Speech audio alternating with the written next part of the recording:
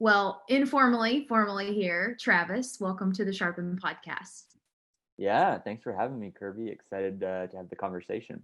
Yeah, it's been so good connecting with you. It's so fun in these worlds. We have, several different networks that overlap. So you hear name, you hear the name Travis Martin over and over, then you finally get to talk with them. So this is so fun to do this here today.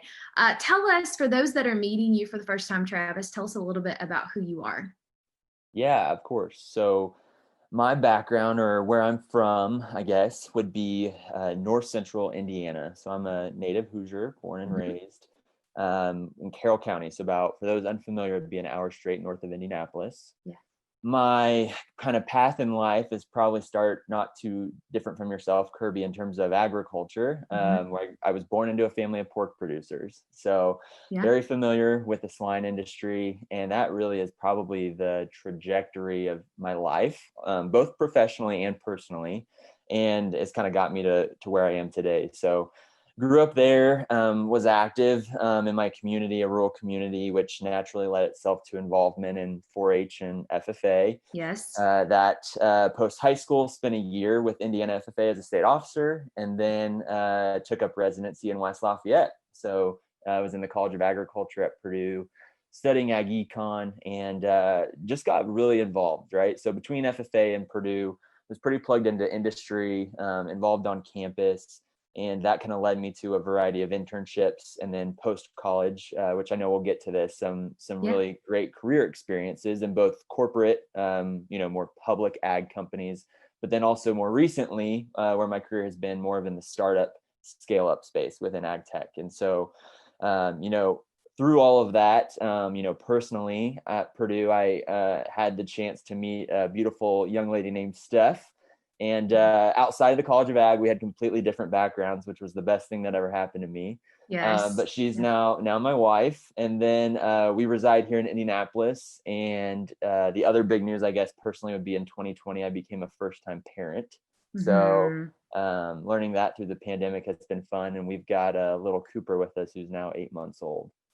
Oh man, that's so much goodness. Travis, there's probably like a podcast episode there of like first time parents in 2020. You aren't The- kidding. Yeah. Yeah, it'll be like, and the 3 hour feature of all the things learned. So Oh my gosh. kudos, congratulations. It's such a rich and tiring season of life. So well, we're so glad to have you here today. You mentioned some of your backgrounds there from a work perspective. So you told us a little bit about somewhat of an ever changing path, and I love that. Back in your college days, is that something that you saw in your future, or was that one of those things that came to be as you made your way through different roles and careers? Tell us a little bit more about what that looked like. Yeah, it's a great question. So I think, growing up and being exposed to FFA and then getting involved at Purdue and in the College of Agriculture, I'd always been exposed to more of maybe the traditional agribusiness professional experience, right? So Yeah. you get very familiar with kind of the large, maybe not always public companies, right? But have a large presence, typically are getting large internship classes, and then are obviously kind of always doing entry programs into full time. And so that was what I knew a lot of. I engaged with a lot of those recruiters and a lot of those leaders at those companies. And so, to be honest, I didn't think much probably about the space that I was in, Mm. or that I'm now in. So, I did internships with what was at the time Dow AgriSciences. Also did one with John Deere. Came out of school, I worked full time with Dow AgriSciences. Then I moved back into the animal production realm, going kind of full circle to my background with Elanco Animal Health. So I spent several years in their swine business unit. And then from there, I just kind of recognized that kind of a common theme throughout my life had sort of been entrepreneurship. I just hadn't fully noticed it, right? So people often say, if you come from a farm family, you don't Yeah. think of that necessarily as an entrepreneur, but it totally is. Yes. Thinking on the fly and making decisions and looking at a P&L and trying to understand your cash flow. I mean, those are all things that I had recognized in my past, but hadn't really thought of it from that lens. And Mm. similarly, my mom side of my family was not from an ag background, but had their own HVAC company.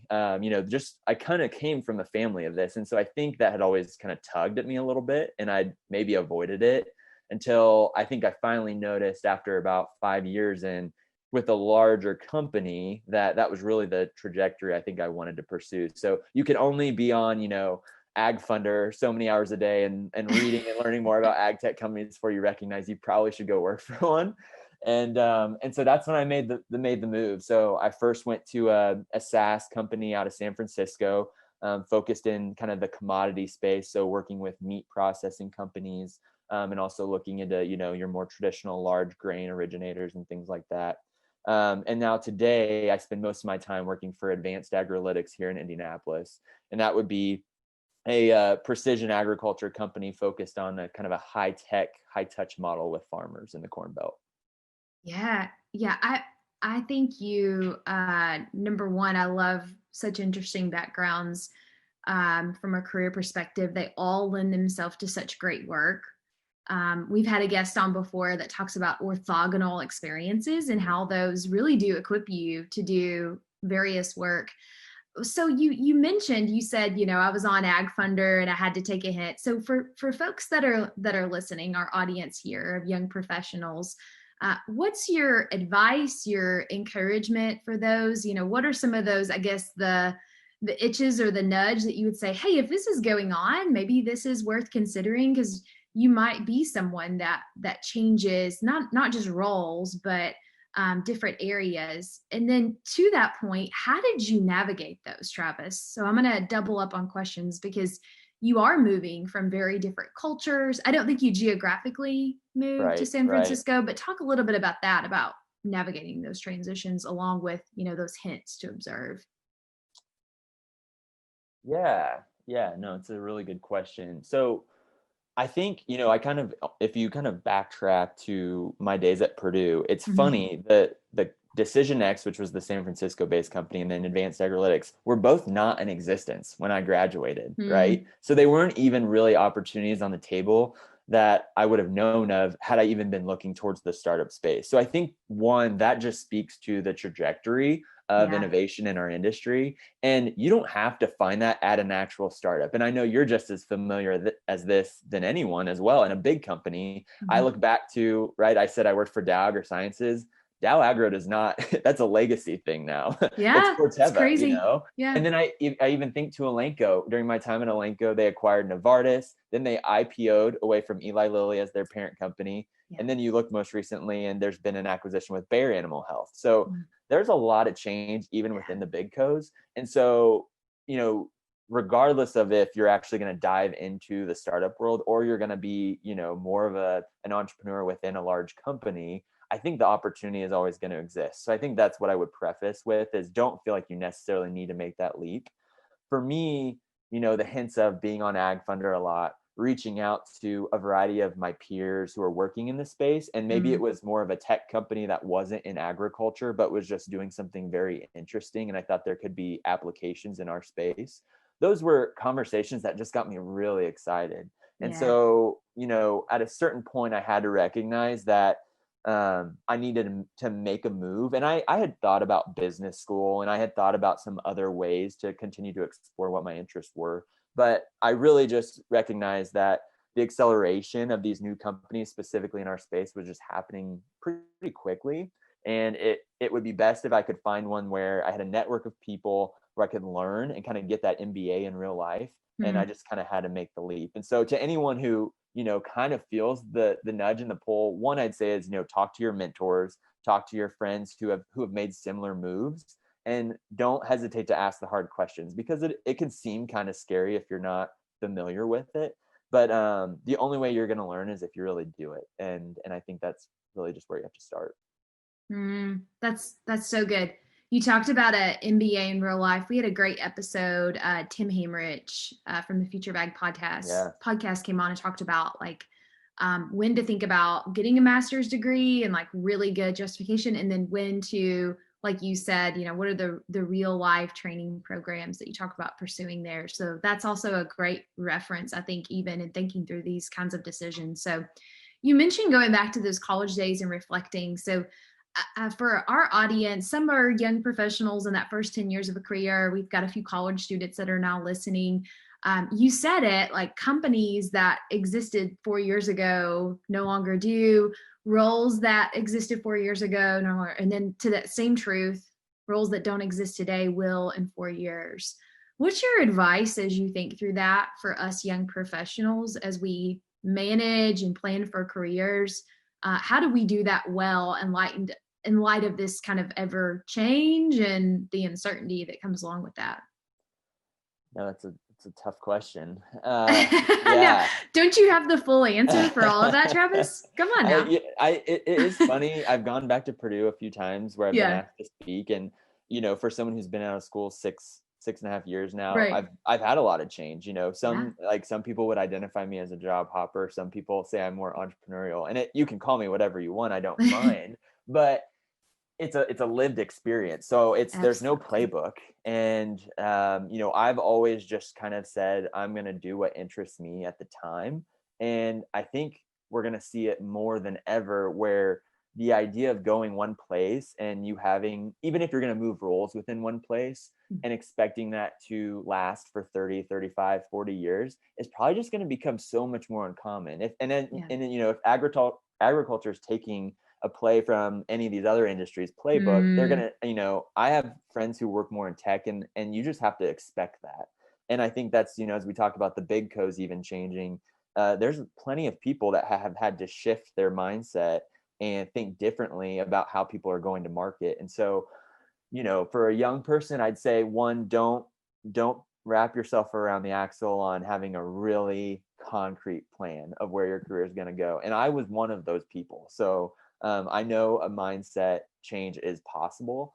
And just really keep yourself open to opportunities. I would say go out of your way to have conversations with folks at startups or at other companies, or in particular other fields that interest you, even when you have no interest in necessarily working for them or going and making a career change at the time. Because I think if anything, it continues to expand your network. mm, And it's really just going to get you more knowledgeable, because at this point, if you think about making a change, you really want to know where the industry is going. And there's always going to be startups that fail, right? Or they have to shift their strategy. And I think just being very knowledgeable about the space is what allows you to have that flexibility and not get so caught up. yeah. That's such good advice. I've heard some people talk about, companies, and they talk about they make the evolution from this $1 million level to this $1 million. Like they say the same Mm-hmm. people aren't in the room. And what they mean by is the literal same people may be in the room, but it's that their skill sets have changed so much in order to stay on that trajectory. So I'm so curious, throughout your career changes and your lived experiences, what do you feel like are some of those skill sets that you experience from working in the different roles and companies, to say the corporate setting or the startup setting or the whatever it may be? What do you feel like maybe was a skill set or two you gained from each of those throughout that? And you're like, man, like just to give our audience an encouragement, because sometimes it's like you're really going to hone in on these one or two areas over here. And then if you make that pivot into here, you're going to learn two or three skill sets that you would have never learned.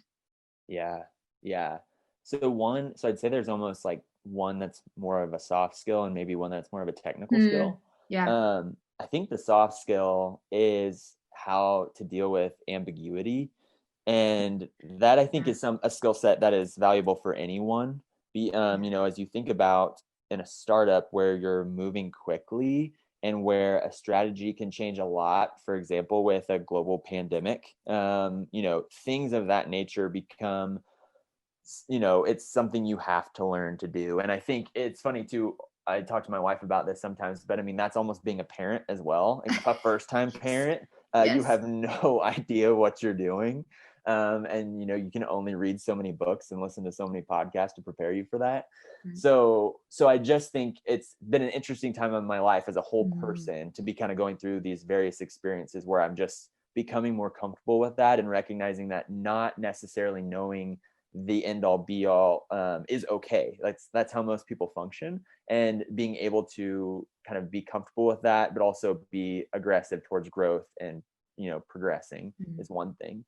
From a technical lens, and I think this is something that kind of maybe goes with ambiguity is, you know, thinking about skills and shifting your skill set, kind of understanding in my world how someone goes to market. What is a go to market Mm, strategy? What does that mean? That can mean so many things, right? It's a pretty loose term, and that includes sales and marketing and distribution, a variety of things. And so kind of from a high level, I think the experiences that I've gotten, especially working at startups, or kind of working on side projects with startups, is helping them really wrap their minds around what's the quickest way to go to market. How are we really testing the value proposition here and making sure there's some adoption, so then you can scale it from that point out. Because I think there's different skill sets as you grow that are really mm, important. And I think I've just recognized personally, and maybe that's the bug that I have, that is being very interested in entrepreneurship. I like to be there at the ground floor, and then maybe I'm not the person that's meant to be at the company when it's 1,000 people and mm. growing and going public. And I think just kind of learning where your skill set lays kind of on that paradigm is pretty important. Man, that's so true, Travis. That awareness of yourself in those roles, right? Because sometimes we will, and you talked about that college perspective and reflecting back on it. Like it is, it can be easy to kind of like, especially if you have someone that you admire or a mentor or like these group of people you really look up to, and kind of putting yourself like in their roles of their careers. But really you have to bounce back that self-reflection to know like, here's where I really fit in these companies or these roles at this certain stage. So you've mentioned so many practicals today. You talked about um, noticing those cues of what are you getting excited about. Maybe even like, what do you spend your free time doing on the weekends that pertains to work but is just super enjoyable. Maybe Hmm. reaching out to those the folks in your network. As you've looked back on the past 6 or 7 years, what other practical kind of next steps would you give our audience, some of which they may be at their companies for their entire career in ever changing roles? Others may be in different companies. They might move from corporate to startup to nonprofit, right? But what would you say are the big practical takeaways here in this conversation around change, ambiguity, building your skill sets? Yeah. Well, I'd hope that a takeaway most people can get is that you've got to continue the self development journey, right? So Yeah. I only think the reason I've been somewhat comfortable to make different leaps or go do certain things is because I've just kind of accepted who I am, and Mm-hmm. I've kind of really taken the time. So whether that's through, there's a variety of leadership assessments, and there's a bunch of ways you can get kind of 360-degree feedback from people. But I think sometimes people do that, and it's still hard for them to make a change, because just sometimes the expectations put on ourselves, sometimes from ourselves or from others, can just make us not necessarily feel the confidence to make a move or have a Yeah. conversation. And so I think that's one thing for me that I'm still obviously doing. Right?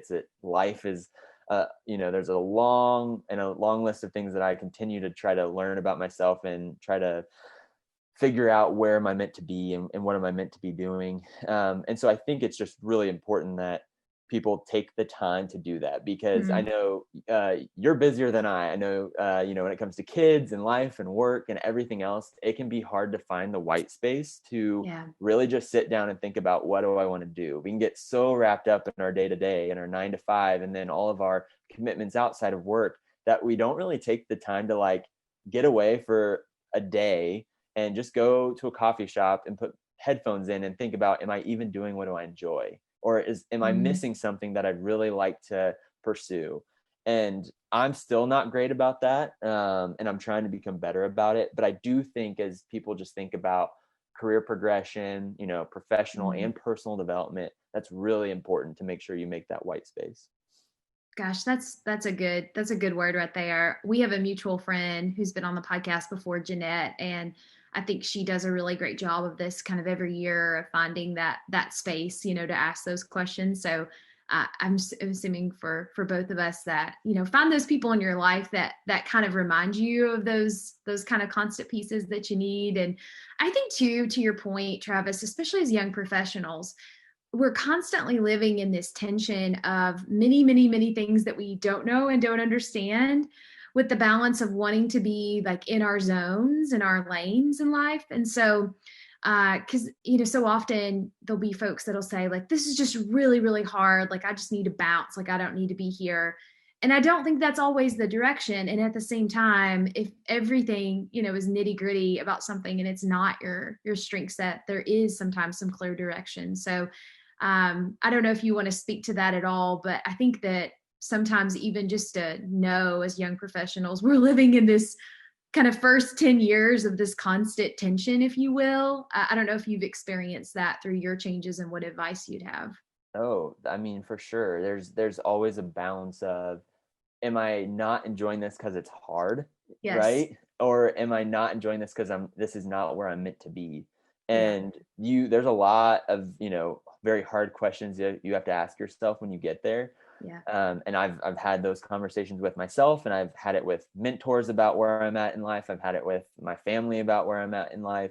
And so, yeah, those are really tough points to get to, because as you're aware, right, growth comes in those really hard moments. Mm-hmm. And sometimes professionally, you come out on the other side of that and you think, I don't even know where I'd be if I didn't have that experience. So yeah, I'm with you. I mean, it's definitely a fine line. And I think that's where, your support system really comes around you to help you make very clear decisions when you happen to be in those spaces. Yeah. And I'm so thankful you alluded to this in a little bit about your background story, but I'm so thankful sometimes too for having grown up on a family farm, because so much is nitty gritty and you're like, I'm not enjoying this. And dad's like, I don't care if you're enjoying it. No joke. This has to be done. So no joke. Oh man, that's again another podcast episode in and of itself. We need to get all the farm kids on so we can all Commiserate. Yeah, I love it. I love it. Well, this has been such great fun, man. You've brought a balance of just sharing your story, and then I think there's just a lot of really good takeaways, and also very like reasonable ones that we can start today and think throughout our day, of even sharing a little bit how you've approached different careers and roles. So we know every episode here on Shopper, and we ask our guests to do two things for us, and you've done this throughout your episode, but I'd love for you to make a shout out to someone or something. And it can be in light of our conversation today of ever-changing careers and roles, or it could be something totally different. But we'd love to give you the space to make a shout out today. Yeah. So I think my shout out, we're going to double tap the shout out to That's Jeanette. Great. Yeah. Merely because she's the one that has kind of brought us and connected us together. Yeah. But two, she is a great person to learn from. And, she personally, my conversations with her over time, because she made a very similar pivot, right? She left a large company, went to business school, and then has kind of played in this startup space since. I think it allowed me to talk to someone who I didn't really have anyone in my network who had done that before, gave me the confidence to know that it was possible. And also how to be successful in that space, because she's the first to tell you she's done some projects that were not successful, and then she's done others that are very successful, and kind of there's a whole range of that in her past. And I think it's just neat to see someone who's very vulnerable and honest about that, and then it was also just very accomplished. We had her on for a great episode around overcoming or just working through adversity. And in that episode, she shared a little bit about that and those learnings along the way. So I'll double up. Or I guess at this point we're tripling up on shout outs. So right. Well, we would love to hear from you too. What's been a game changer for you, Travis? So a conversation, an experience, something in this phase of your career that may have sent you in a different direction. Yeah, so I'm actually going to pivot this. I mentioned her at the very beginning. I'm going to shout out now to my wife. So I mentioned Steph. We come from very different backgrounds. We met our senior year at Purdue through a leadership organization. She's actually was born in Germany, came to the United States when she was in first grade, and then grew up in Pittsburgh and all these things. And I say all this to say she got a psychology undergrad while we were at Purdue, and then went on to get a master's in HR. But she does such a good job, and I'm almost saying this as if she's like a career coach, because in a way she is for me. But she's super thoughtful in her questioning, and I think as someone who has changed a lot, has my hands in side projects and does some real estate Mm. stuff here. Someone who's just kind of all over the board. I think she does a great job of centering me and making Mm. sure like everything that I'm involved in, and one, I'm giving the best of myself, but two, is it using this unique skill set that I've been given on this earth? And so that's game changing to me, because I think up until I met her, I was pretty much just a driver and put my head down and Yeah. ran straight as fast as I could. Yep. And now I'm definitely, back to the idea of like having white space and being more reflective. She definitely instilled that into my life and made me a better whole person because of it. I love that. What is one of the most powerful questions that she's asked you before that's done Oh my that? goodness. I think one question she'll ask me a lot is, are you ready? Mm. Because we'll talk a lot about things. I'll stew over an idea, or maybe it's moving. When I moved from Malenko to Decision X, my first time kind of moving in a startup world, I probably talked about it forever, or the idea of making that leap. And I've done it Yeah. with several other things as well. And I think just that question from her is kind of an initial trigger. Like, okay, she's basically saying, I've thought through this upside down and over and across in 1,000 different ways, and Yeah. it's time to take action. And that's something that I think I always kind of go to her for, is that direction. The power of simple yet profound questions, right? Yeah, Yeah. We yeah. need more people asking those. Well, Travis, thank you for joining us today and sharing your stories. We'll be sure to include in show notes where folks can connect with you, because I'm sure there'll be a lot of interest in just a little bit more. So be sure to check that out. And thanks again for being on the Sharpen podcast. Hey, thank you, Kirby.